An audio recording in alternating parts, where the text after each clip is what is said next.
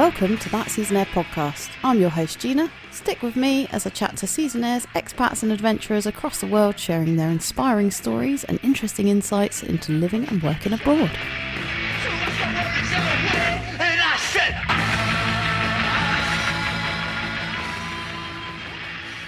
On today's show, I catch up with Swedish Seasonaire and one of my closest pals, Wendela Lange. I think one time I ended up in a car with like two old German dudes, and they were playing like German folk music, and I was like alone in the back. They didn't understand a word of English. And I was like, this is probably a situation we should not put ourselves in, but I'm just gonna go for it. In this episode, we get the lowdown on Wendy's experience working in the hospitality industry in Austria, Australia, New Zealand and Norway, and how her seasons in the snow helped pave the way to her new job role working for Swedish winter sportswear company Strobe brand. Tune in as we hear Wendy's insights into seasonaire life, and stick with us right to the end of the show as Wendy recounts her hectic pandemic experience, including lockdown in the mountains with yours truly.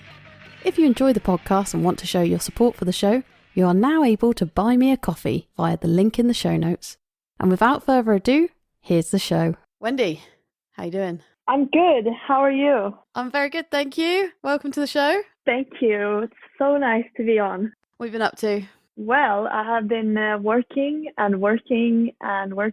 Ah, fun. And then I've tried to ski a little bit, but it's quite hard when you work during the day. So They do have nighttime skiing here though, with like full lights and everything. That's probably something I should try out before I go. Sounds like a good idea. Yeah, definitely. So, welcome to the show. Tell us a little bit about yourself. Where are you from and what is your current situation? I'm from Sweden. I'm from a little coastal, it's not a village, it is a city, but it's like a population of 30 or 40,000. Mm-hmm. And I have been living in Austria quite a lot, / Norway. And now I'm in northern Sweden on a season here. Awesome. So even though you're in your home country, do you see yourself as a seasonaire currently? Not really, because I don't know, it just feels like I'm just here working. It doesn't feel like, I feel like a season is full of other things than working. Yeah. But so now it's just like, oh, I just moved somewhere and you can ski there. Like it doesn't really feel like I'm a seasonaire, if you will. That makes sense. So, yeah. So we've known each other for many, many years. We met my first season in Meyerhofen, and I think it was your first season in Meyerhofen. Yeah, it was my first season in Meyerhofen as well. Yeah. I knew you as the tequila drinking girl on the strip pole. Come on, man, don't do me like that. She's gonna cut that out. Fuck. You know me too well. Maybe it'll stay in, but yeah, don't give away all my secrets. Goodness, didn't invite you here for that. Yeah, thanks. So yeah, how long ago was that? I don't really. It has to be, because I always try and think when I started to come to Meyerhofen, and I know I've done a few seasons there, but it has to be like 2014, 2015. Mm-hmm. Because that's when they started that seasonaire group, and it says 2014, I think, and 2021. Okay. So I always like laugh a bit at that. I'm like, oh, it's been so many years. But not that it's super funny, but yeah. Yeah, no, I always forget how long we've been here actually. So yeah, around 2014-ish, we think. Yeah, I'd say that pretty much. So what was it that first sparked the idea to live and work abroad? So I'd say that it was my friend's older siblings and my older brother. And we always have been like a skiing family. We have a house up here where I am now in Åre. So we always went on skiing holidays. And I never really liked school or wanted to like go to uni after high school or anything. So I always wanted to go traveling, and then skiing and traveling just seemed like the perfect combination. So yeah, it was just always in my mind, really. I just hopped on in a Facebook group and went to St Anton. Did you do much traveling before that? Did you do anywhere else, or did you go straight into doing ski seasons? No, I went straight into ski seasons because, I basically finished school and then worked for like a few months and then went So yeah, it was pretty much straight away. Why did you choose St Anton? I think it was because, so I was going to go with one of my best friends, Matilda, and her older sister had been there. And she said it was super cool and stuff. So we're like, oh yeah, we'll just go there then. And I think my mom has been there as well, and it was like bragging about the après ski to me. I was like, oh, that sounds sick. So we just went there, which was amazing. It was really cool. So you've been doing seasons pretty much ever since, and traveling in one form or another. Is that kind of what you always wanted to do? Like, what did you want to do when you were in school, for example? I was thinking when I was younger, because I sing, or I used to sing. So I was thinking in my head that I wanted to maybe do something with music, but that's obviously quite hard to get into. And then the traveling part sort of took place. So then I just like dove into that. Or when I was a kid, I wanted to be a policewoman. Not because you do good things in society, just because you can like put people in handcuffs and like put them in jail. I think you would have been a really good policewoman. Yeah, great. I'll just put everyone behind bars for no reason. Tell us a little bit about what it was like in St Anton. How was that first season for you? It was amazing. So the friend that I was going to go with, Matilda, she actually became a ski instructor and she did a whole course on that. I did not go that like route, or I didn't become a ski instructor. I went on a Facebook group and then looked for someone to live with and someone to go there with. So I found these 3 guys from a town like an hour away from my town. So I basically just met them over lunch and then drove with them down like 15 hours to St Anton, which was pretty interesting. 15 hours? Yeah, it was long. And I didn't know them and I was so nervous. I was just like, what am I doing? Like, I'm a girl alone on the roads with just boys. But it was so cool. So we moved to a little village outside of St Anton, which is called Petnoy. And we had a pretty sick villa with like balcony and like amazing views and stuff. And then it was just like a party scene for 6 months, to be honest. Like, I remember having no money, even though I was working. Like at one point, I think I had 20 euros, and I was like, oh yeah, sick. I can buy myself dinner and go out. So no, you cannot. Save your money, dumbass. So where were you working, and like what was your accommodation situation? So I was working in, I think it's a 4-star hotel called Hotel Rundeck. It's in the middle of St Anton, and my boss, I think his name was Klaus. So he hired me as like a breakfast hostess. So I basically said good morning to everyone and like brought them teas and coffees, and then just made sure the buffet was like fully stocked and stuff. So it wasn't like super hard work. You could get pretty busy, but I mostly just walked around and was like nice to the guests and stuff. So it wasn't that hard. And then I lived in that villa with the boys, and then 2 other girls had an apartment next to ours. So we sort of just looked at it like all of us living together. So we all used like our kitchen and everything. So that was good, yeah. In the beginning when we got there, we went there like super early, I think the 20th of November or something. And like obviously there was no snow, like nothing was open. So we just got drunk for like a week straight just in the house to get to know each other. I think there's other ways to get to know each other, but I mean, this seemed like a good thing when you were 19. Yeah. And then for work, there was no buses or anything like when I started working. So me and my friend would like hitchhike like 7 a.m. in the morning to get to work for 8. So it was definitely an interesting time because we would hitchhike back as well. But then I don't know, I think one time I ended up in a car with like 2 old German dudes, and they were playing like German folk music, and I was like alone in the back. They didn't understand a word of English. And I was like, this is probably a situation we should not put ourselves in, but I'm just gonna go for it. They were super nice. I got home eventually. So you've been skiing for a pretty long time, like as a kid. Yeah, Pretty good skier. yeah, since I was 5, I think it was. And what's the skiing like in St Anton? It's amazing. It's like connected, so you can ski all the way to Lech, and it's just like endless backcountry, and you can drive to Sonnenkof, and you can even, it's not even that far to drive if you want to go to Innsbruck in that. I think it's like 2 hours. So it's really good.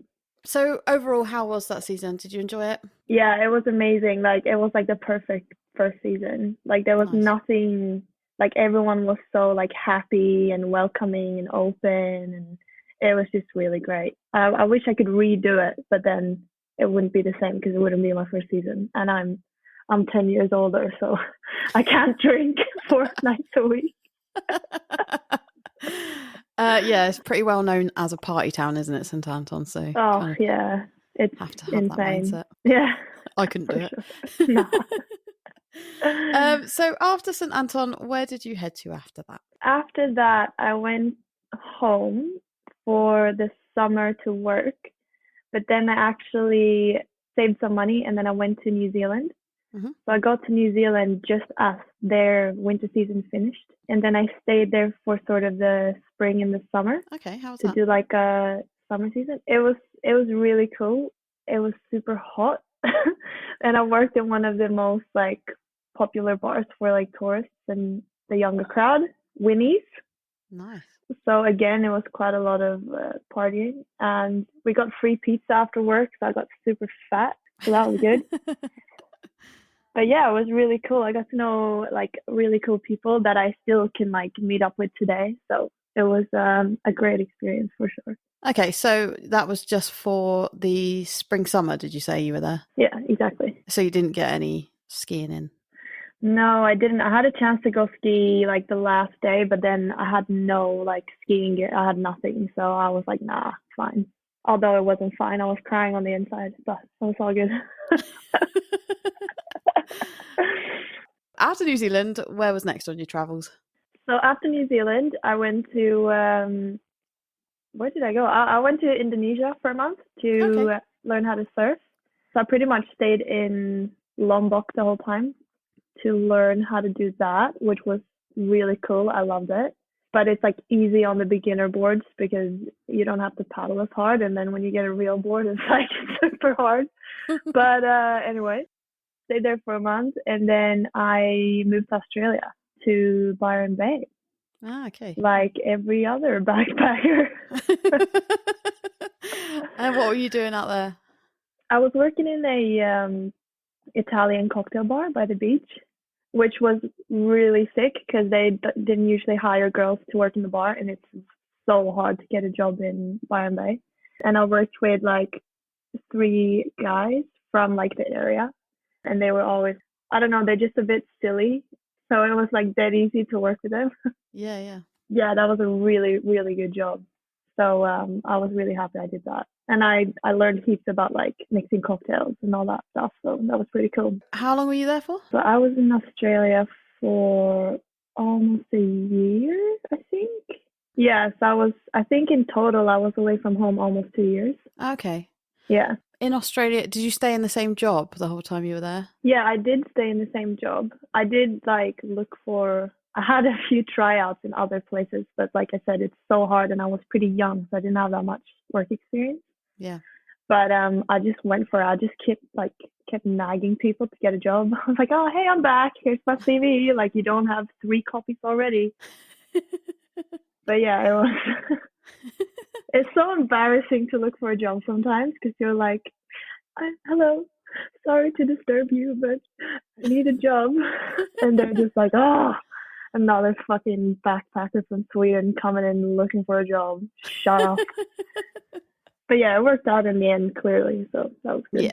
Yeah. Were there any sort of highlights from that trip that you remember? I mean, all of it was pretty cool. There's a lot of hippies, or there used to be. I think now it's more like influencers maybe staying there. But It's just so beautiful. Like I lived right by the natural reserve, so we could like walk through the forest to go. I almost said snowboarding. No, to go surfing and stuff. So that was cool. I like traveled a little bit around, around Byron, and then went to Sydney and Melbourne. So I didn't see too much of Australia, which I'm quite disappointed I didn't get to see. But yeah, I will see it in the future, so it's all good. Yeah, exactly. You can catch up on it. Yeah, for sure. Cool. I loved Australia. I loved like people's attitude, like people's banter, like everything about it. Basically, it was great. Yeah. And so, where did that lead you? So Australia led me to Meyerhofen, actually. So a few people I met in New Zealand said they were going to Meyerhofen for a season. So that's how I first sort of had anyone I knew going to Meyerhofen. Me and the person I was traveling with, we thought, okay, we want to do a season, but we want to know somewhere where we're going, because it's quite nice to have that sort of contact with someone when you go somewhere to get like tips of where to live or work or whatever. So we went to Meyerhofen and lived in Gastoff for a week.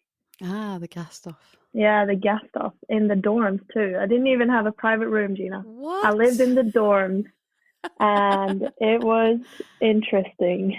I think it's like kind of a rule that everyone that comes on the podcast from Meyerhofen at one stage or another has either stayed in the Gastoff or at Hunger Pain.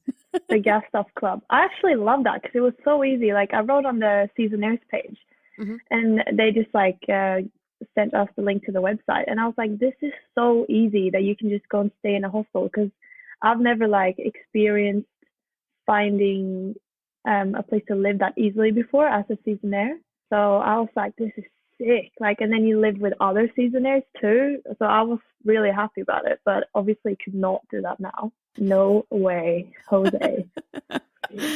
Yeah, I think when you first go out and do seasons, it's kind of like you don't really know what to expect. And then a few years later, you're like, oh my God, I can't believe I did that. Yeah. Oh. So your first season in Meyerhofen, where were you working? What were you doing? So I, again, posted on the Seasonaire's page. It's super useful, by the way. You guys should join it. It's great comedy, too, if you look for that. So yeah, I worked in Funky's in the downstairs bar, and I also got accommodation with the job, which was basically a hole in the ground with no kitchen. And I lived in there for 2 seasons as well. So I really wanted to see if I could do it. I think the dorms at Gastoff would probably be better and more hygienic, but yeah, I didn't think about that at the time. But yeah, it was an interesting job for sure. That's where I met you as well. It is, indeed. You stayed a long time in Meyerhofen, didn't you? How many seasons have you done here? I did 2 seasons in Funky's, then I did 4 in Mike's, so that's 6 seasons in Meyerhofen. Yeah, so quite a few. It's just, after a while, it just felt like home, because I got a lot of friends. Like, when I first got there, I started hanging out with a Danish guy called Casper and then Irish guy called Paddy. So then they were going back for a second season, and I was like, well, if you two are going back, then I'll definitely be going back. So I did another season in Funky's downstairs, where I met a lot of great people. And then I got a job in Mike's the season after that. And then clearly it was just like, because I haven't lived in Sweden for a while, then it just felt like my interests and my friend groups have like moved to Meyerhofen instead. So I sort of considered that as home instead of like going home to Sweden, because I started to feel a bit like disconnected from Sweden and what was going on like here, I guess. Yeah. So yeah, it was just nice to come back to like my normality. Home away from home. So you had the job in Funky's and you had accommodation through that job as well. Yeah. When you were working at Mike's, where was it that you were living, and how did you find that apartment? So I was living with Maria and Rolly, who's been on the podcast. Oh, really? Yeah, so I was living with Maria and Rolly and this other chick, and then it was actually Steve Coleman's house that we got through Steve Coleman, because he was going away to ride in Japan and stuff, so he had like a room that he wasn't going to use that much. So that was really cool, because it was like super close to town, and everyone in the house was like well-keen riders, so it was always like someone going up the mountain or someone doing something. And it was a really short walk to Mike's, so I can walk Chris home when he got too drunk. from Scotty's. Chris is the bartender in Mike's, for everyone who doesn't know.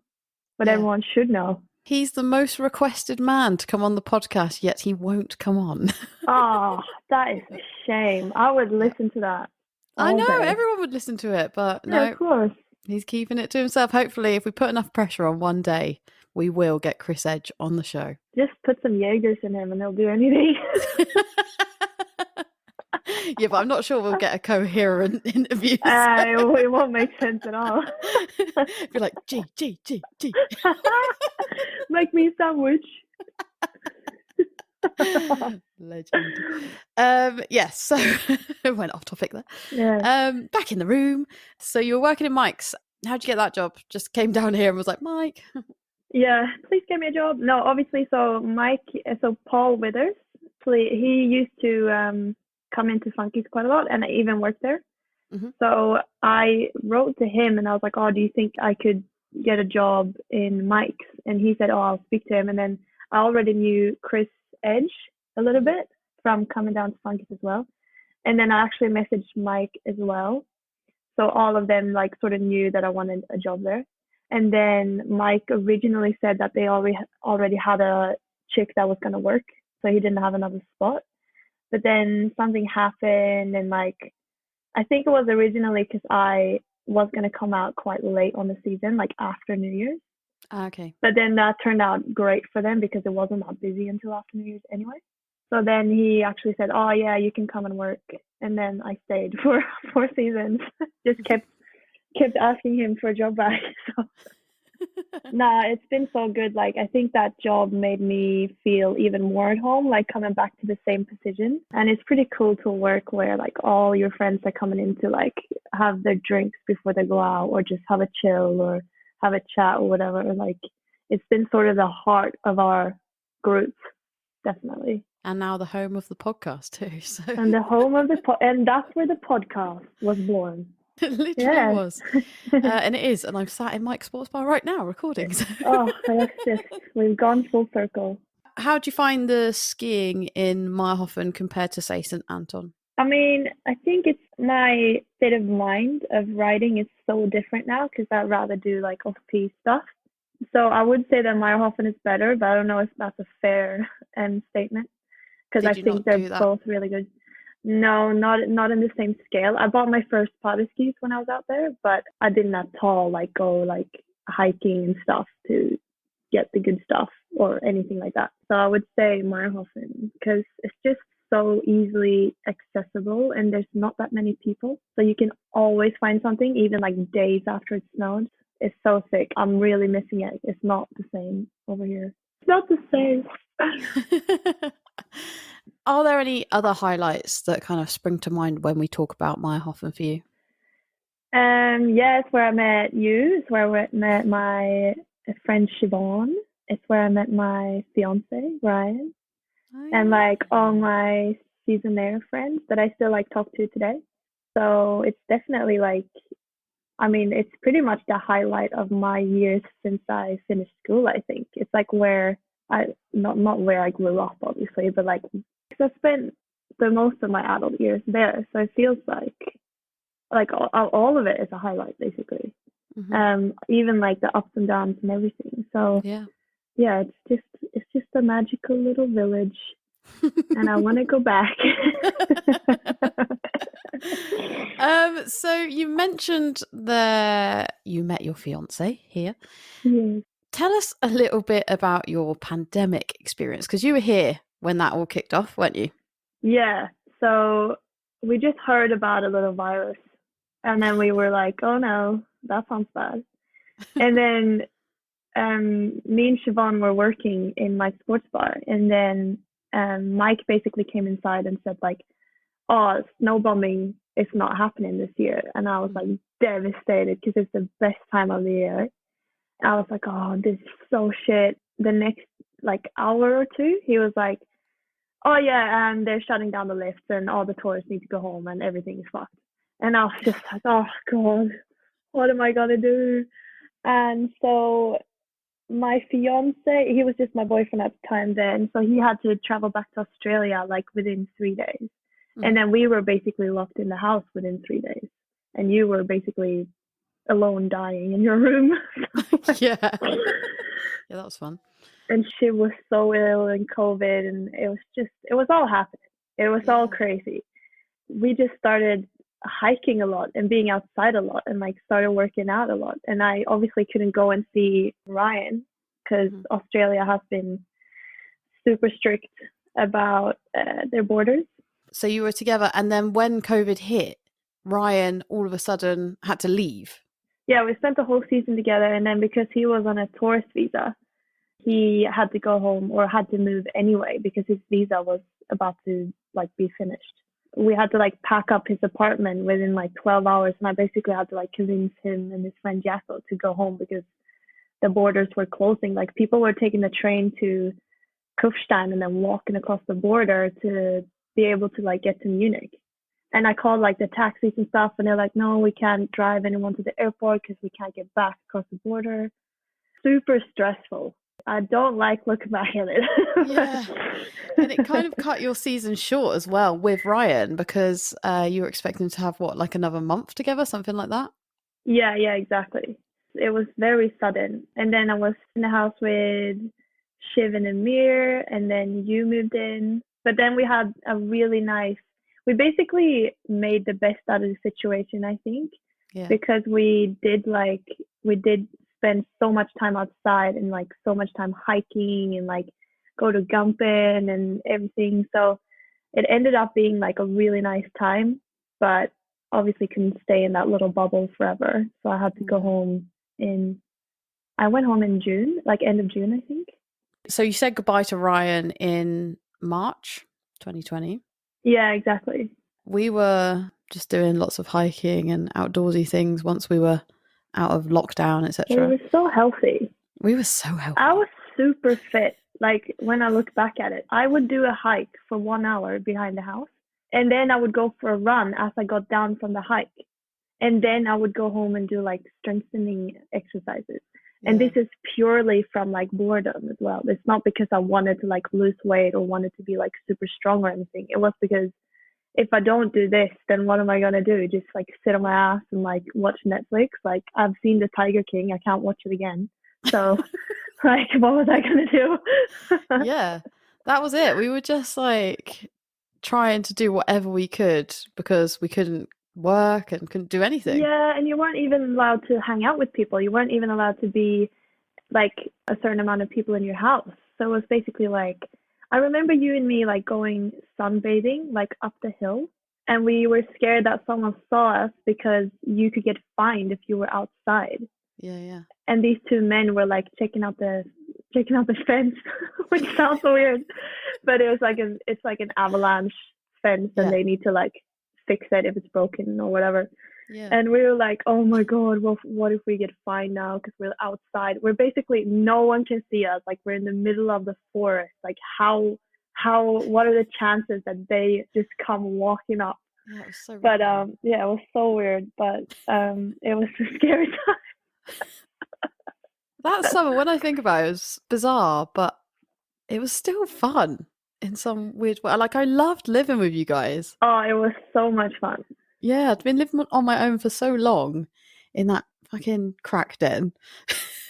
And then I was in hospital one night, and then I came out, and then moved in with you guys. Yeah, I was so nervous about moving in with you guys, but it was just, I loved it. Yeah, we're all pretty easy to live with. I think I'm a bit of a clean freak, so I can definitely be difficult on that front.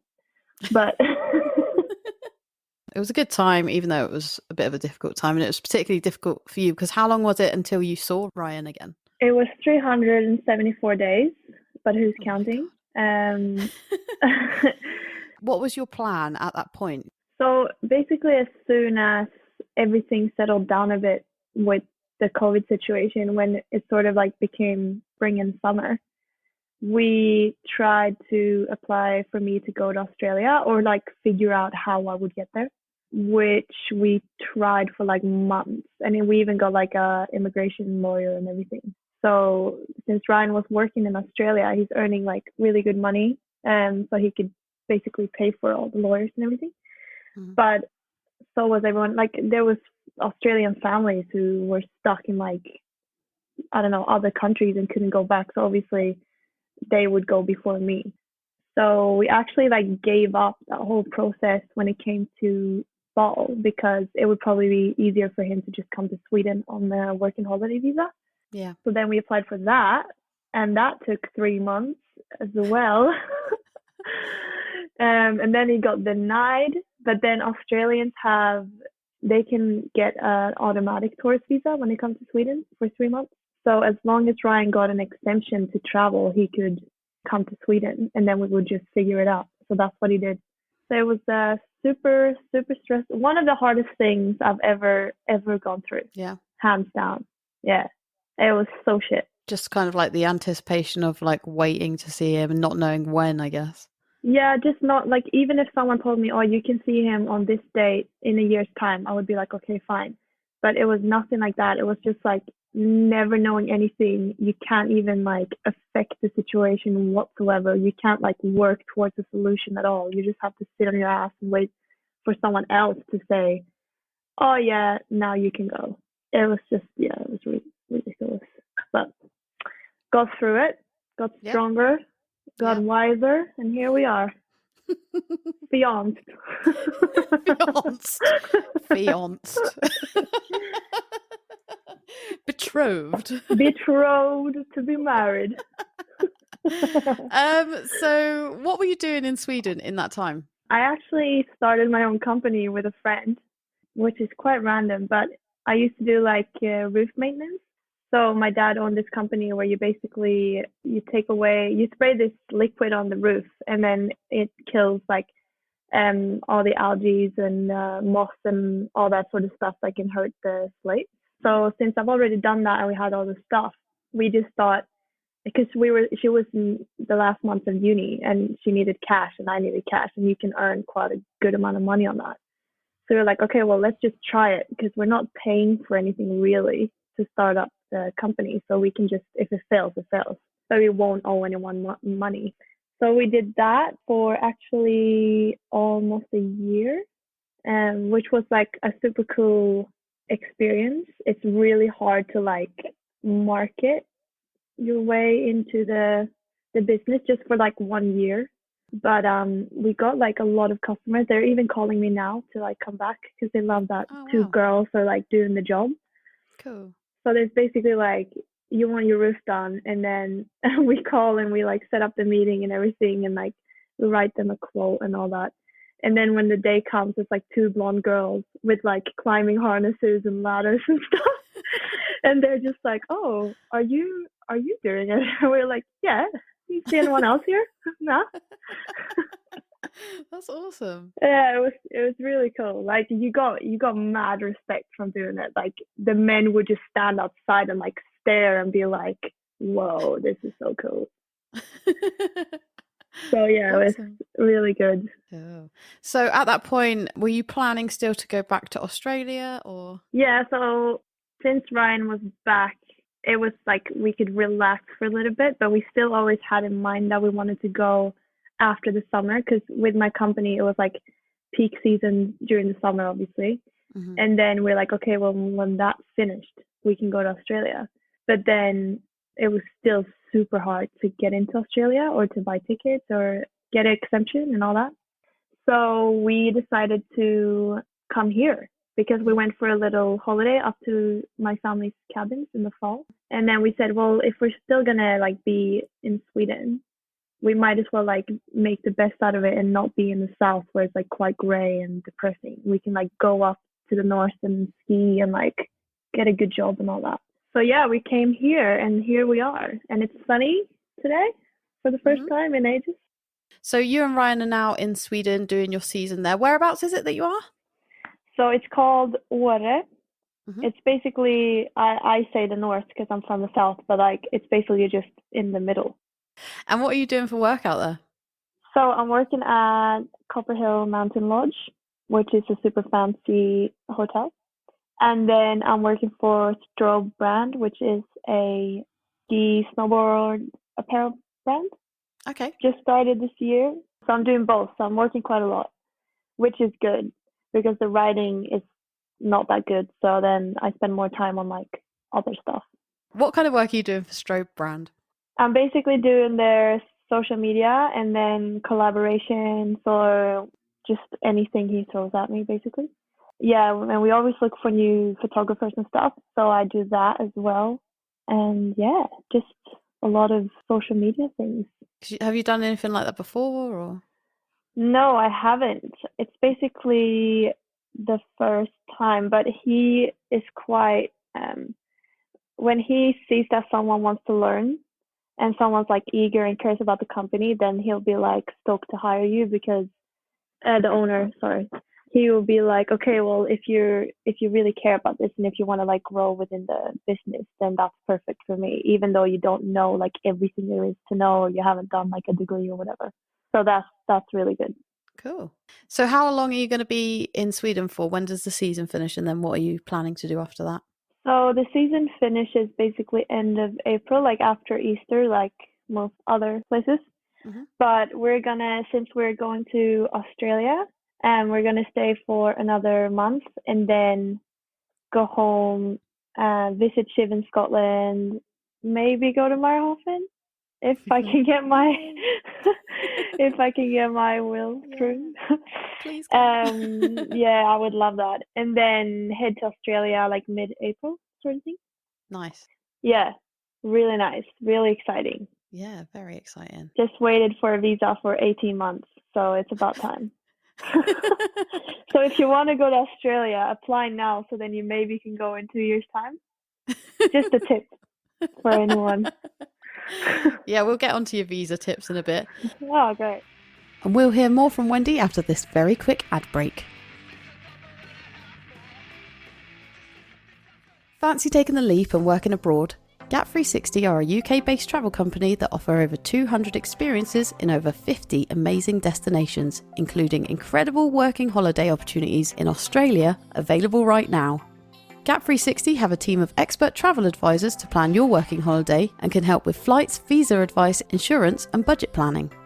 Start your working holiday with a fun, life-changing week in Sydney, Melbourne or the Queensland coast with a group of like-minded travellers before 12 months of job support from Gap360's local dedicated teams to find your perfect job down under. It's time to work and play the Aussie way. Next month, Gap360 will be launching an incredible opportunity to help make your Australia working holiday dream a reality. So head to gap360.com/seasonaire to sign up and be the first in the know.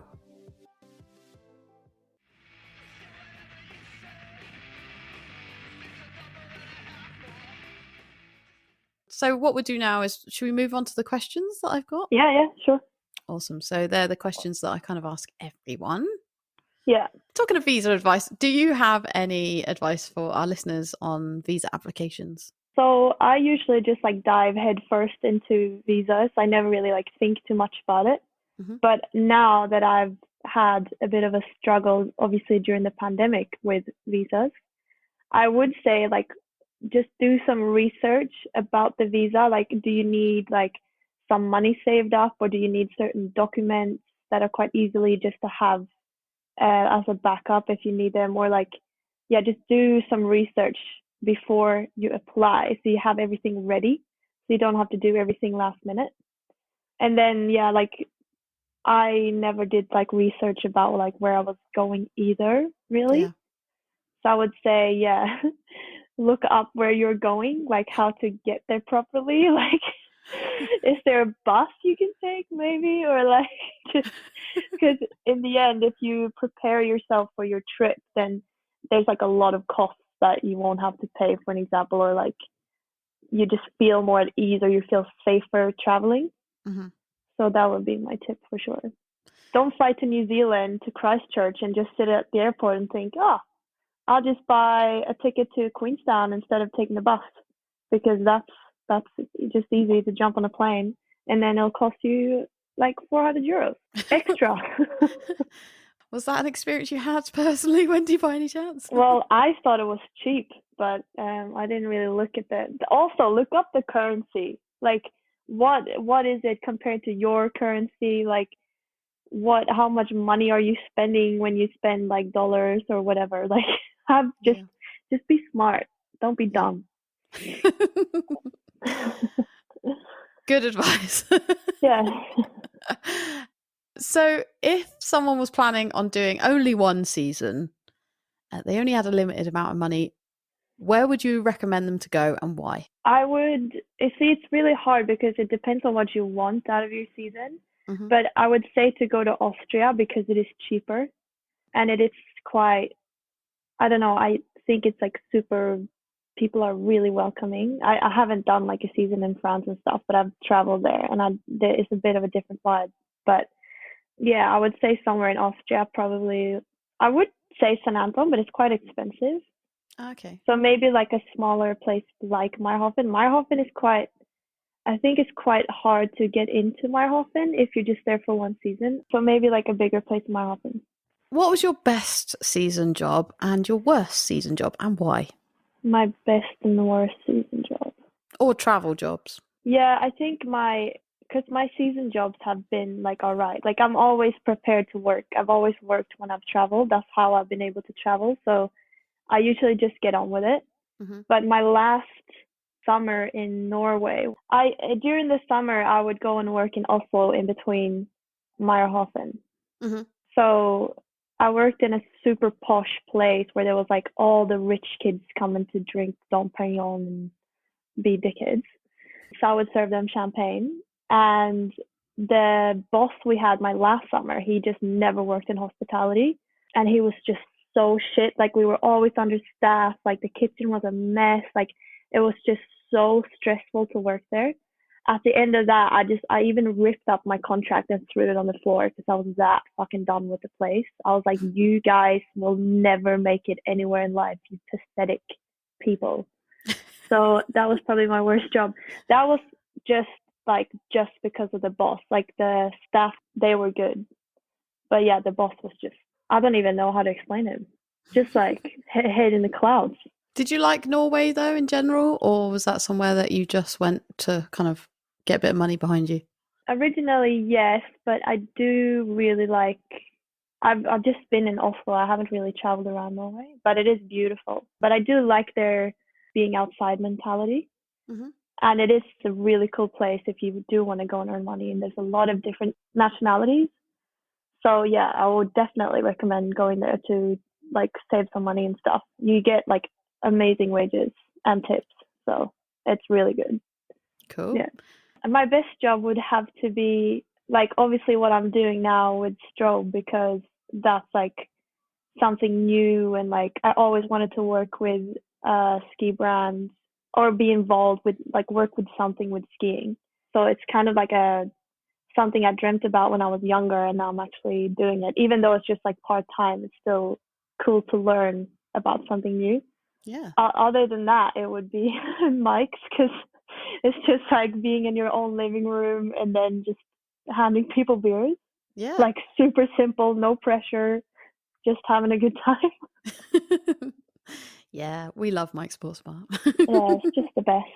So, where's the best place you've ever visited and why? I would have to say, I sound so biased, but like I would have to say Meyerhofen again because of like the like sports opportunities you get there. Mm-hmm. Like all the hiking, the skiing, like and the people are so like-minded and very like inspiring and creative. So I don't know, it just lifts you up a bit to be there and to speak to people and to do your sports and to just and it's beautiful. Yeah. So that would be my number one choice. For now, I don't know about in the future, but for now. For now. I think a lot of these are going to be quite similar, but yeah, it's okay. Where and when was your favourite season and why? My favorite season would be like 2018 to 2019 in Meyerhofen because I found myself in a situation where I was feeling quite shit for a while. And then I actually like decided to do something about it and then I stopped caring so much about what other people would think or think about me or think about what I was doing or whatever. And then I met Ryan and then it was just like a really nice and carefree time. Yeah. And we decided to go to Italy to see Metallica. Like I did all these things that I wanted to do for quite a long time, and I just said, "Oh fuck it, I'll just do whatever gets thrown at me. I'll do it." Basically. Nice. So it was really good.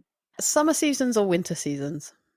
I think they're quite dependent on each other. I wouldn't want to just be on a winter season constantly, but I do feel like myself when I'm around like snow and like skiing. So probably winter season. Yeah. But now you're going to be going to Oz. And now I'm going to endless summer. So that's a good choice. No, they have snow as well. Yeah, they got the snow. You get the best of both worlds. I'm planning to like make Strobe worldwide, so then I can work in the New Zealand Australia office. Yeah. So then I can have snow around me as well. Awesome. Where's your favorite place to ski? My favorite place to ski, actually, when they built the new, or not new anymore, but the Moselbahn lift, that opened up a lot of like cool opportunities at the sort of back of the mountain. Yeah. Yeah, in Meyerhofen, sorry. So that's like super cool that you can sort of ski down to that little village off the back and then take the Moselbahn back up again. Other than that, it would have to be Hochfugen in Zillertal. Oh, okay. Because it's just like, I don't know, it's just beautiful landscapes, like endless backcountry, like super easy accessible, and like there's not many people there as well. So that has been a favorite for a few years. In your opinion, what is the best thing about season life or being a seasonaire in general? I think the fact that you like left what society considers to be a normal life, and you've just sort of went on your own path and stuck with it, and just there's so many people around you in a season that are not just like drunk young seasonaires. They like have businesses and careers, and they're super driven, and then they do the snowboarding and skiing on the side and combine the two, and that to me is so inspiring and super cool. So I feel like when you're on a season and you meet these people, that's like when you feel the most inspired yourself as well, because people are so creative. Like you can literally do anything if you just put your mind into it. Yeah. Can you tell us about a challenge or difficulty you faced during your seasonaire journey, and what did you learn from it?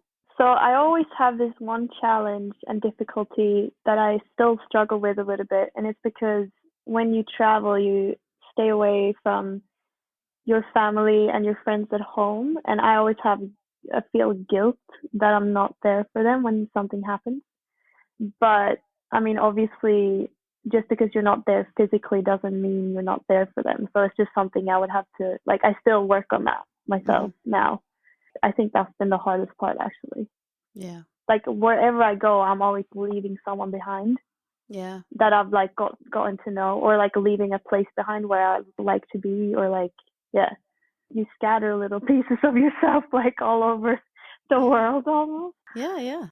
So you've had loads of crazy, fun experiences. Are there any opportunities or unlikely stories that stand out to you that you wouldn't have had if you hadn't have left your home country? I mean, obviously, if I wouldn't have left my home country, I wouldn't have met you or Siobhan or my fiance.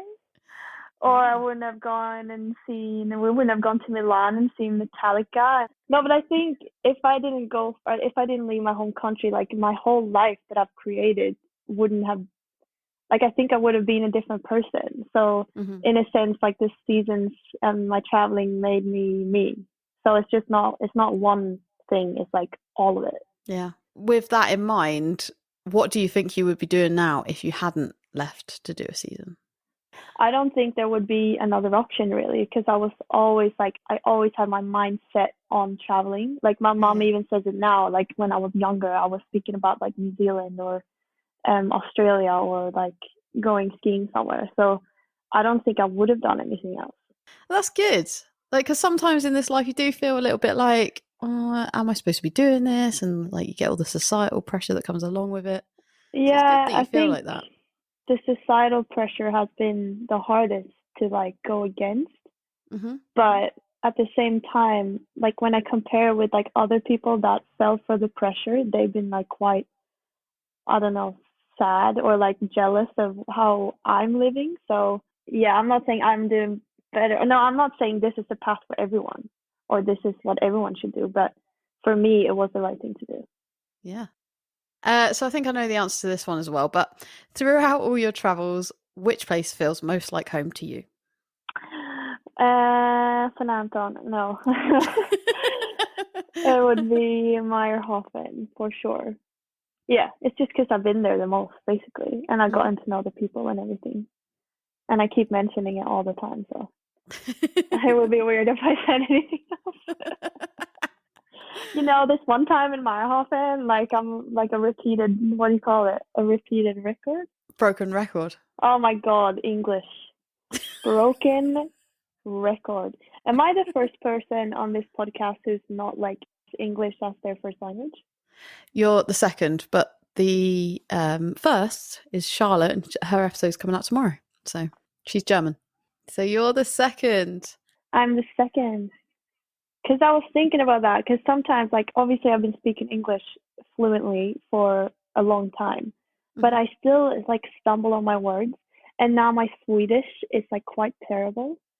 I notice when I speak to, I notice when I try and sound like business orientated or like serious, I can't find the vocabulary or the words, and it just ends up with me sounding a bit dumb. It's just hard. You're doing Languages great. are hard. Thank you so much. You're very impressive. Very impressive Oh, English. beautiful. So when you were away, or when you are away from Sweden or away from home, what do you miss most? So there's this delicious pastry thing in Sweden called semla, and it's always like in the shops during February and March. And I always miss out on it because I'm obviously never in Sweden during that time, or haven't been.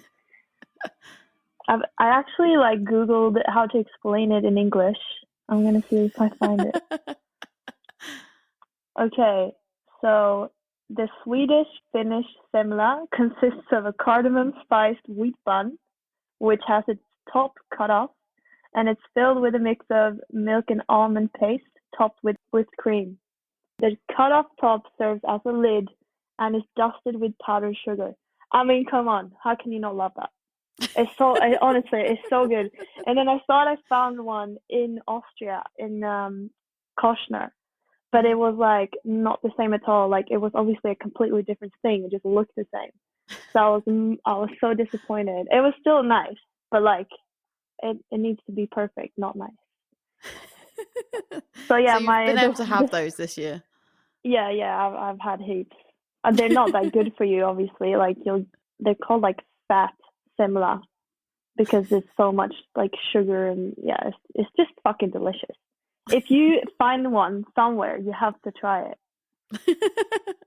Yeah, the thing I miss the most is a pastry. Wow, tough life. Should I say my family? Probably. Like everyone thinks they should say their family, but everyone says bread, crisps, like nuggets. But it is weird with what you, because I'm in Sweden, you have fika, which is essentially a coffee break with a cake, but it's such a like important part of our culture. So like pastries and coffee is really like important to me because I grew up with it.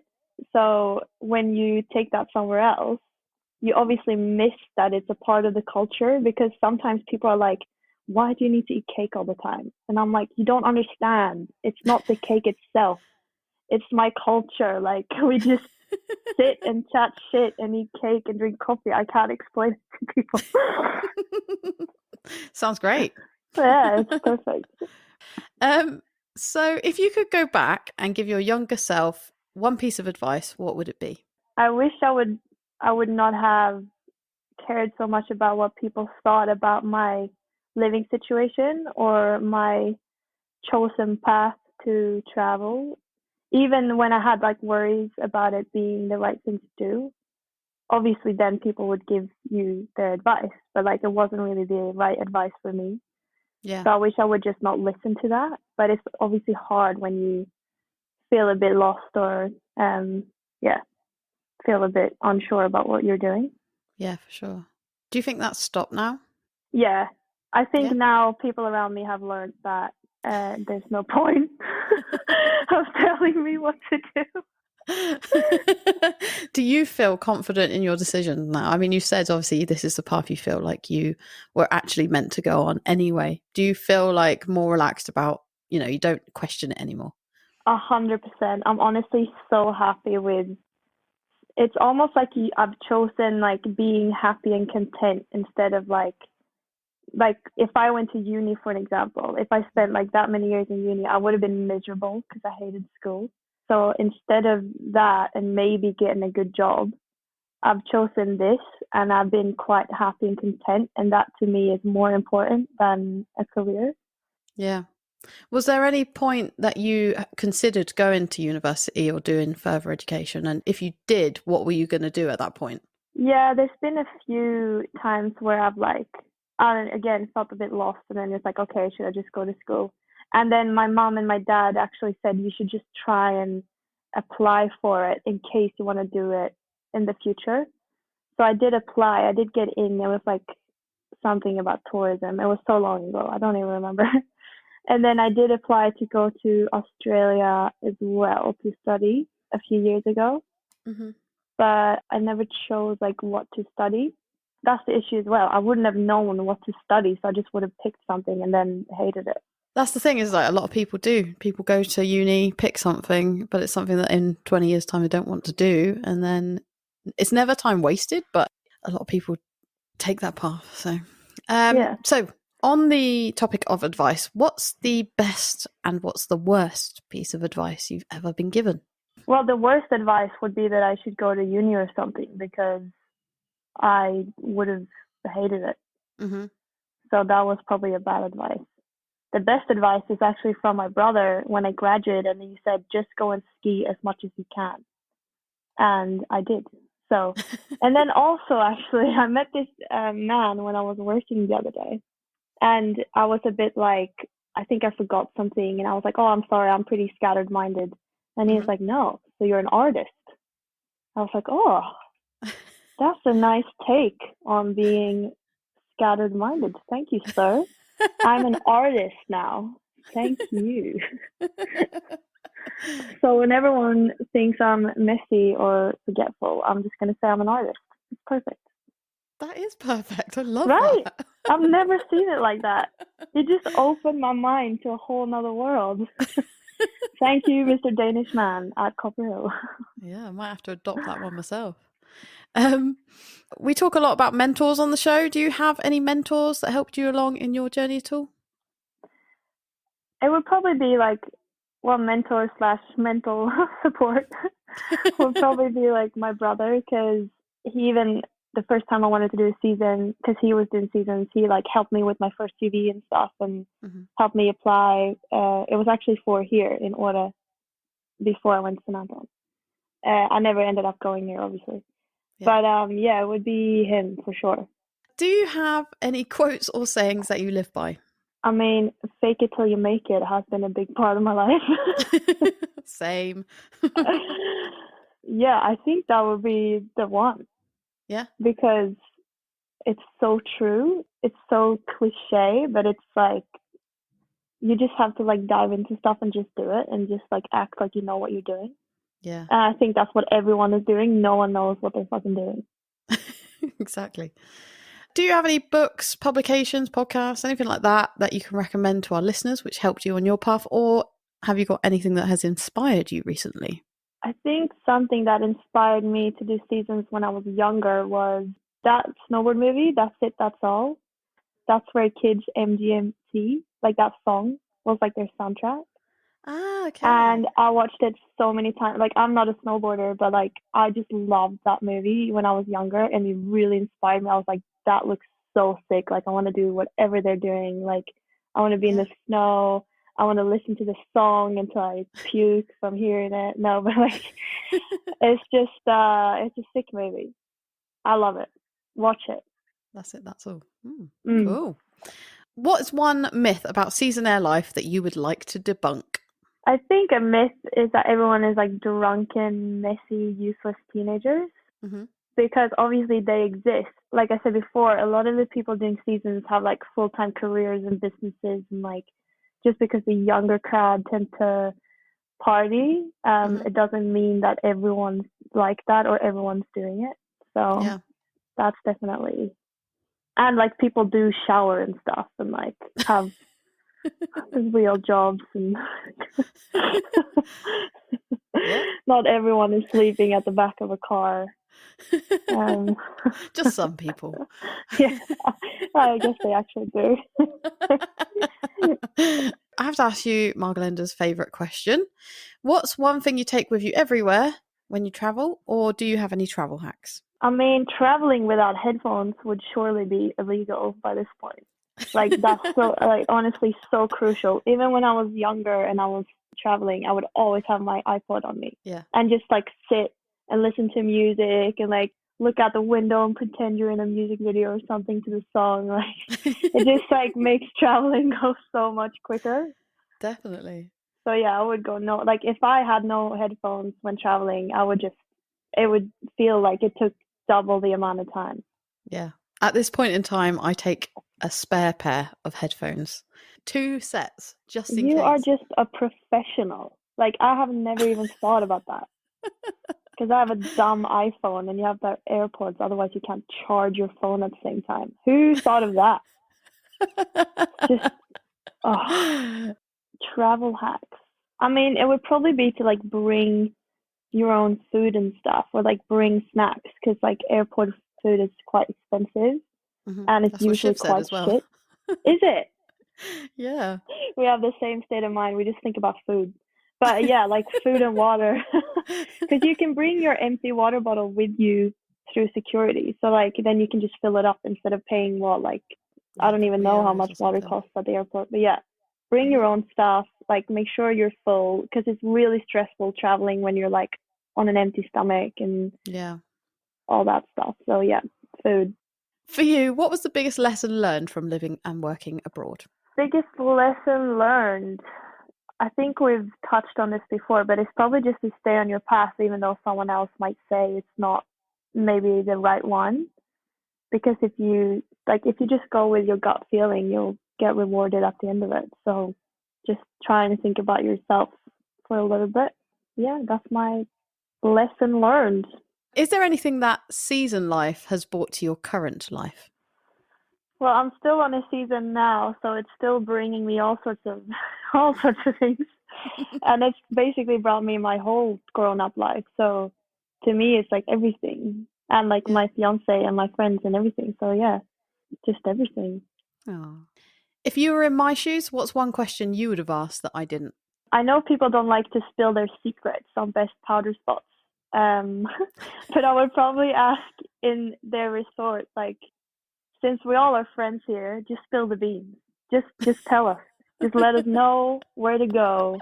A shady spot, like covered from the wind, like just tell us, and we can go and enjoy it together. Should I ask you that? I mean, mine would probably be like the mobile one that I was talking about before, because I haven't been back now, so I don't really remember exactly where I usually go, but that's like my golden little area. That is enough from you, because if I ask that and you give me lots of spots, then I would be in big trouble with like Westy and Rowley. Oh no, those guys. So. I didn't. And say all anything. The locals would literally kill me. So it's the threat. That's why we can't ask this question. It's not about that people don't like to share. It's the threat. I will be in so much trouble. I'll be banned. God. I'll be kicked out of Meyerhofen. You will be, and then you have no home. Yes, I can't ask you that. Anyway, you've already shared enough. Yeah, I've shared enough. So is there anyone you would like to nominate to come on the show and have a chat with me? I would like to nominate 2 people I haven't actually spoken to for ages, but I met them both in New Zealand. And one of them is Zach Mampro. I met him randomly in New Zealand and then again in Meyerhofen. Then he basically like cycled to Asia and stayed there for ages and living out of a tent. And then that to me is super interesting, because like I don't even know, I would never think about doing that. And he's super funny. when we lived in New Zealand, he basically lived in a garage without a lighting, and then he had no shoes. So that's like my strongest memories about him. Then Kaylee Christian, after getting to know her in New Zealand, I then randomly met her in Australia and in Meyerhofen, which is pretty funny, like how small the world is. But she's a photographer, and I think she's based in Idaho. She's got really lovely pictures that really make you like want to go outside and enjoy the outside. So that could definitely be an interesting conversation. Is there anything you would like to promote at all? I mean, I can promote this awesome new brand for ski clothing, Strobe brand. It's organic and recycled fabrics. No, but we do also look for cool street artists or photographers or people to like do collaborations with. So with like the street artists, if we have a specific collaboration with someone, we can like design them their own jacket. But then we obviously, it's like a three-way collaboration with the writer, the street artist, and us, which I find pretty cool because I've not really seen that before. And then there's these sick shades and beanies called Wear Walters. Ah, yes, of that course. You can wear on the slopes, bamboo made. That's your brother's brand. Yeah, my brother's brand. No, but it's been sponsoring me with shades for years, and I always wear them, not because I'm cheap. Don't look at me like that. Because they're cool. They're very cool. And he just dropped a line of beanies as well. So you can cover your eyes and keep your scone warm. Cool. Shout out to Wear Walters, shout out to your brother Will. Absolute legend. So what's next for Wendy? So I'm heading to Australia, and I'm going to meet my fiance's family for the first time. Oh, cool, yeah. And then a lot of his friends that I've never met. And I'll go and see some of our friends like Jack and Will and that. That'll be amazing. And then, yeah, just see where that takes me, basically. Plan a wedding. Oh, yeah, I need to plan a wedding. Jesus, that sounds so grown up. Yeah, fuck, I forgot about that. I have to plan a wedding. Fuck. How do you even do that? Is there like a course on how you plan a wedding? Fake it till you make it. I'm just faking it. I'm literally the least, like, people who know me would probably say the same thing. Like, I don't think anyone would expect me to be like the sort of first one to get married, because I'm not really like marriage material per se. I'm not like a super girly girl who wished to get married her whole life. Yeah. I don't have a box under my bed with like wedding plans and baby names and all that shenanigans. The Unexpected Bride. I'm going to write a book about it. Stay tuned. You could start a podcast. No, I'm super excited. I can just see how it's going to be just mayhem of drunken Australians and people from UK and Swedish people trying to understand what's going on. Maybe I should make like a festival out of it. Definitely. Like really, really put the work in. Get some good DJs, get everything in. Yeah, do it. Where can people find you if they want to see what you've been up to? People can find me on my Instagram. Just search for Wendela Lange with a W.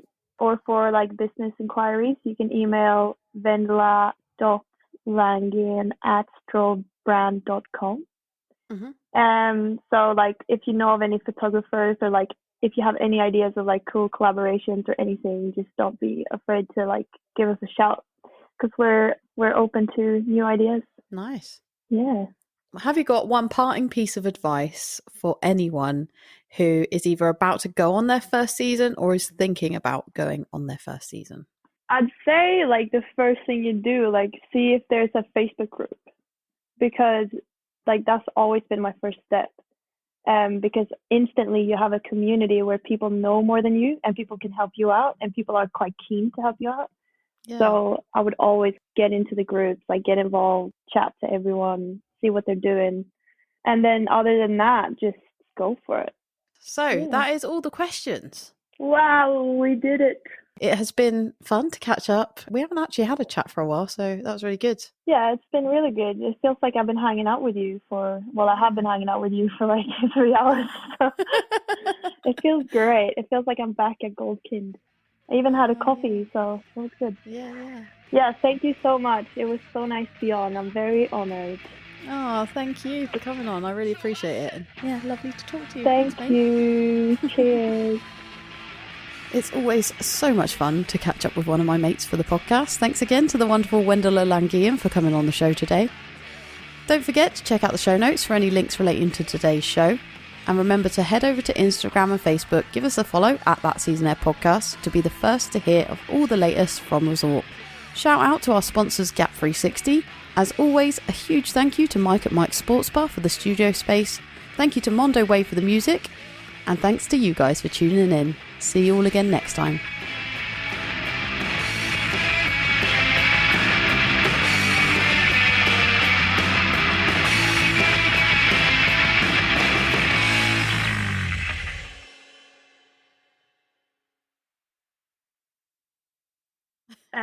Am I allowed to make that joke? Probably not. No, okay.